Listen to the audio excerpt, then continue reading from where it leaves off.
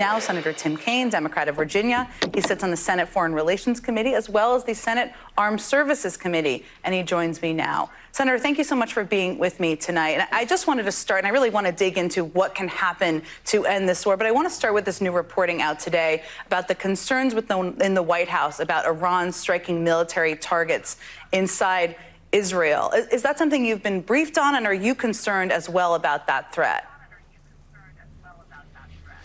Jen, I'm very concerned about it. We're in the end of a 2-week Easter recess, and I haven't had classified briefings since this alert was posted. However, as soon as Israel struck Iranian officials in Damascus, we knew the likelihood that Iran would respond. That's just what happens, and I'm sure the Israeli military also expected there would be retaliation if they did that.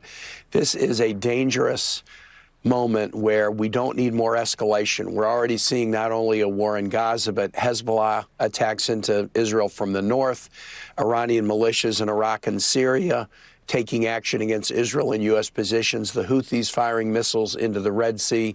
The last thing we need is an escalation between Iran and Israel right now, and that puts the onus back on all of us to work together to find a hostage deal that would release hostages in exchange for a ceasefire.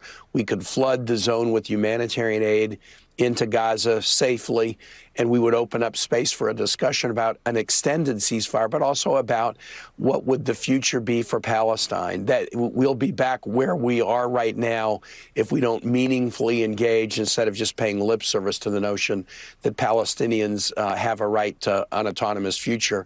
What exactly that looks like, it'll be different than what was contemplated in 1948, but it's been a discussion that has been long delayed that needs to happen, but we can only get there if we get into a ceasefire and a hostage release deal. Senator, you've called for kind of only providing defensive weapons, not offensive weapons. Help us understand what the difference is. What weapons would you not be comfortable providing that we've been providing in the past to Israel? I think more offensive weapons that have the possibility of killing civilians and humanitarian aid workers right now is just pouring gasoline on a fire that's already raging out of control. Israel needs to defend itself against those who would annihilate it, and the U.S. has always been a partner in that. That includes Hamas, that includes Hezbollah, that includes Iran.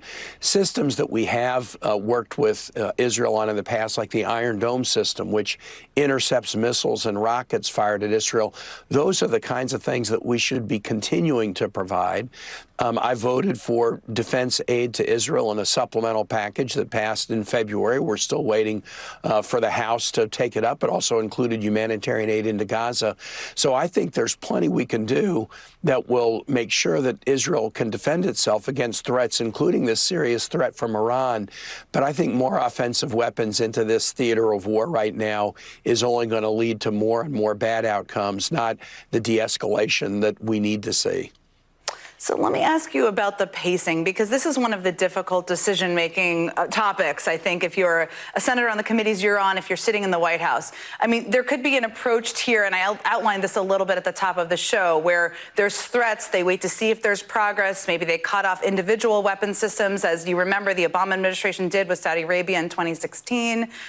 There's obviously calls to do more, cut off F-16s by Senator Warren. What is the pacing of this that you're comfortable with?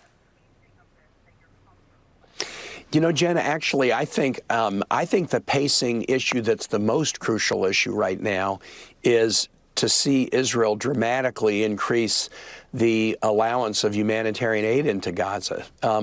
This is a war against Hamas. It shouldn't be seen as a war against Palestinians or a war against Gazans, but the allowance of this humanitarian crisis to spiral out of control with starvation and famine and medical emergencies, that is what is creating such an escalatory pressure in the region. And Israel has an obligation, pursuant to a Biden administration security memorandum, as a recipient of U.S. security aid, to do what every other recipient must do, and that's cooperate with U.S. humanitarian efforts. The strike on the World Central Kitchen aid workers this week, which is not only tragic in that it killed aid workers, but ultimately tragic because it's blocking aid from getting to suffering Palestinians, and it's making other NGOs that are providing humanitarian aid potentially step back from their necessary work. Even the U.S., which is building a marine pier in the Eastern Mediterranean to help get humanitarian aid into Gaza, that operation is threatened by what happened this week. The pacing issue that's the most important issue right now is for Israel not to fight until the very last minute and then eventually agree to open a new border crossing that should have been opened weeks or months ago. We need to see robust delivery of humanitarian aid safely to a civilian population that's suffering during this war and suffering under the thumb of Hamas. That's the pacing issue that I think is the most urgent right now. Yeah, I'm asking because of exactly that. What is the leverage to ensure they will do that, right? So there's threats right now.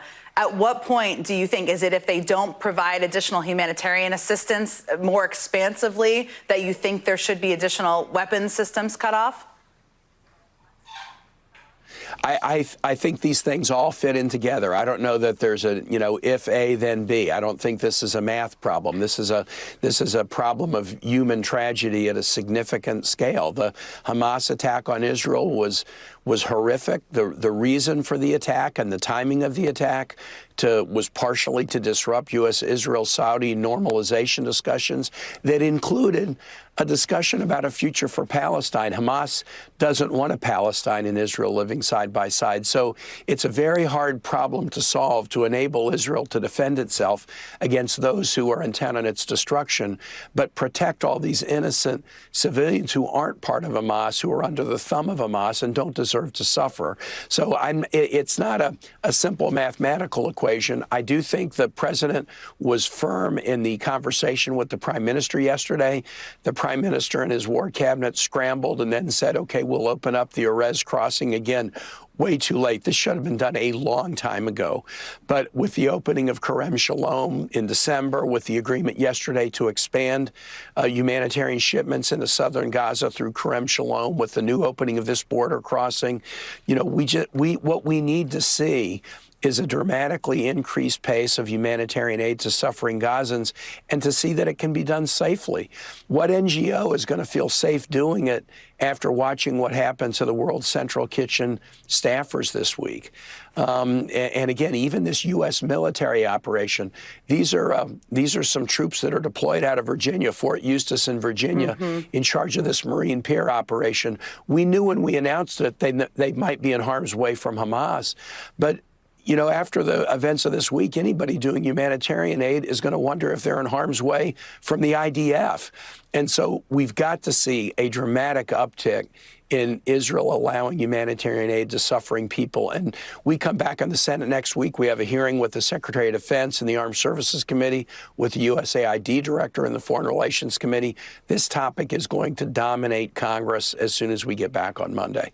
Senator Tim Kaine, thank you. With all of your experience, it's so helpful to dig into a very difficult issue. Appreciate your time tonight. I'm going to get you some tea with honey as well to help you with your voice. Thank